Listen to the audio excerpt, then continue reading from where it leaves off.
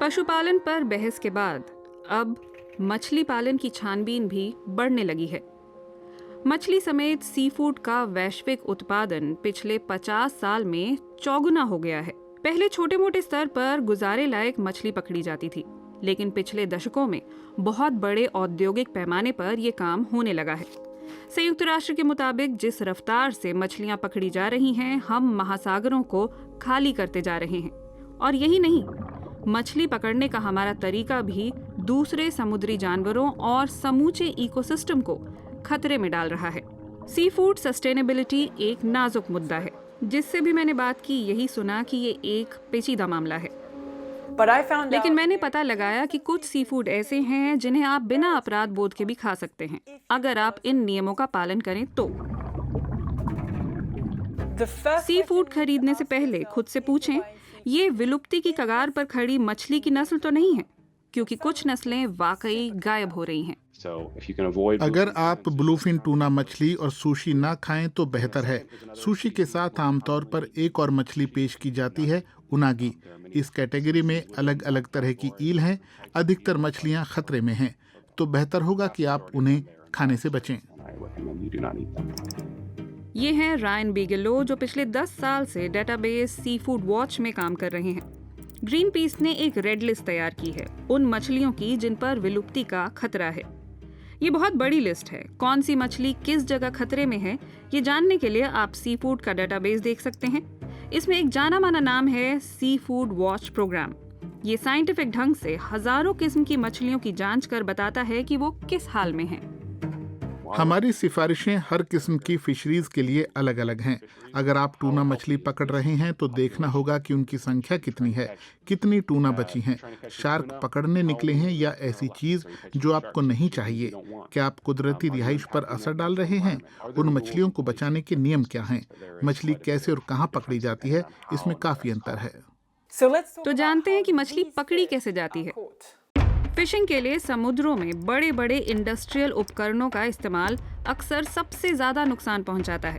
सबसे पहला है बॉटम ट्रॉलिंग, जिसमें इमारतों जितने ऊंचे और फुटबॉल के मैदानों जितने लंबे जाल महासागर के तल को खंगालते हैं।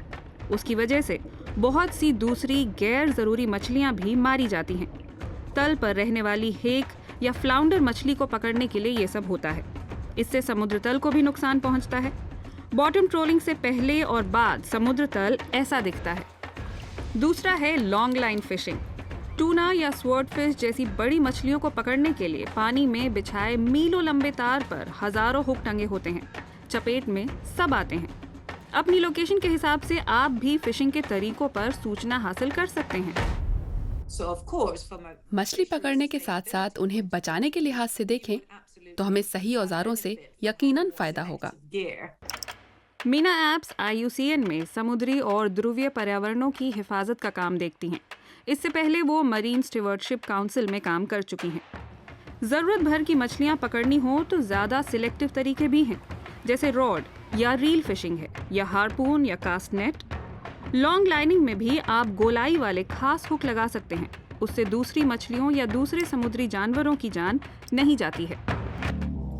और सामन जैसी फिश फार्म की मछली के बारे में क्या कहेंगे? वैसे तो नदियों और समंदरों में जाकर ही मछली पकड़ी जाती है, लेकिन अब जोर एक्वाकल्चर सी फूड प्रोडक्शन पर है। चीन, भारत और इंडोनेशिया में फिश फार्मिंग बढ़ने लगी है। लेकिन समुद्री रिहायशों के पास खुले बाड़ों में बड़ी मछलियां पालने में कई झंझट हैं। सामन जैसी फार्म मछलियां मांसाहारी होती हैं, यानी उन्हें खाने को मछलियां ही चाहिए।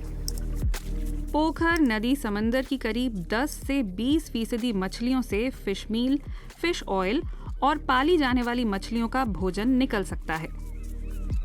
और अगर ठीक से देखरेख न हुई हो तो पेस्टिसाइड, फूड वेस्ट और मल पर्यावरण को जहरीला बना सकते हैं। एक समस्या ये भी है कि समंदर की मछलियों में बीमारी फैल सकती है। फिर ये दूसरे जीव जंतुओं को बीमार कर सकती हैं और इनकी वजह से पैरासाइट की समस्या भी पैदा हो जाती है। सब कुछ खाने वाली मछलियां जैसे टिलापिया, कार्प, कैटफिश या पेंगेसियस पालना ज्यादा सस्टेनेबल हो सकता है, क्योंकि ये शाकाहारी खाना खा सकती हैं और बड़े तालाब और झील में रह लेती हैं।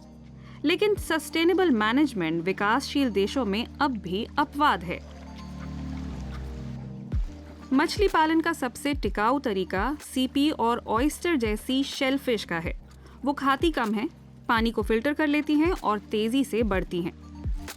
यानी फार्म्ड सी फूड साफ तौर पर बेहतर है, बस श्रिम्प और प्रॉन को छोड़कर। ये पर्यावरण को भारी नुकसान पहुंचाते हैं। बड़ी संख्या में श्रिम्प रेड रेटिंग में हैं और इंडस्ट्री की कुछ गंभीर समस्याएं हैं। कहीं हमारा खाना इन समस्याओं के लिए जिम्मेदार तो नहीं है?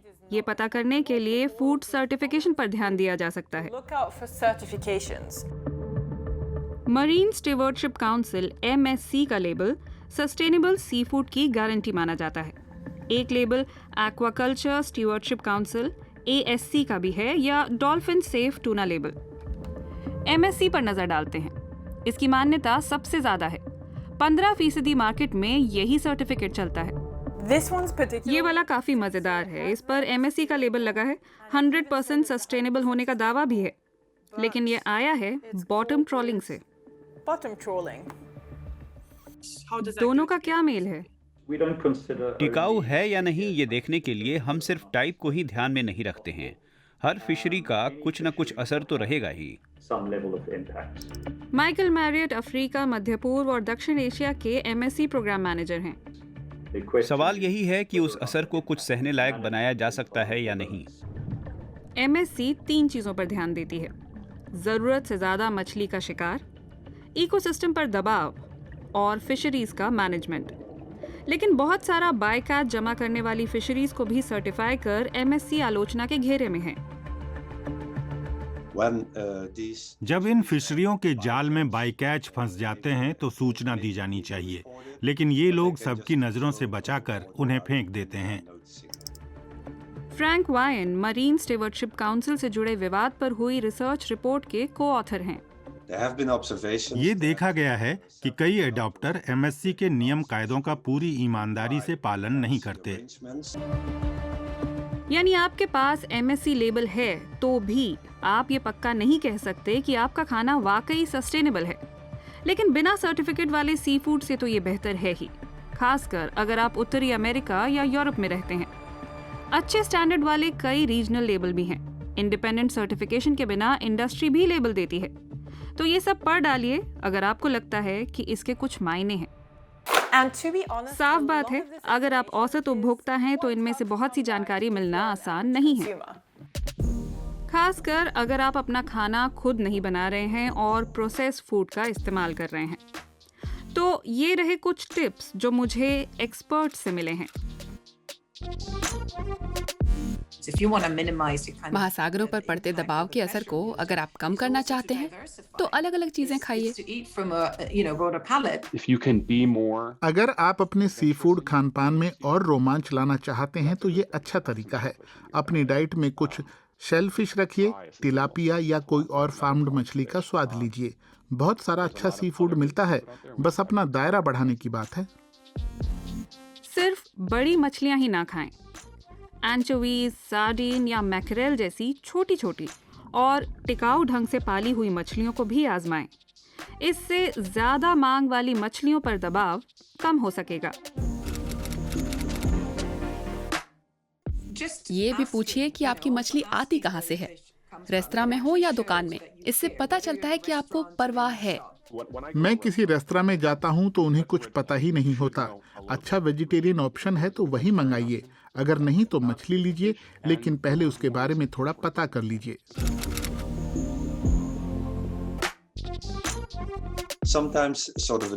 कभी कभी स्टैंडर्ड पर ध्यान देने के चक्कर में ये हो जाता है कि हम ज्यादा ही खुश हो जाते हैं कि चलो भाई सस्टेनेबल है इसलिए जम कर खाओ, लेकिन ये पेट में जरूरत से ज्यादा ठूंस लेने का फ्री टिकट नहीं है।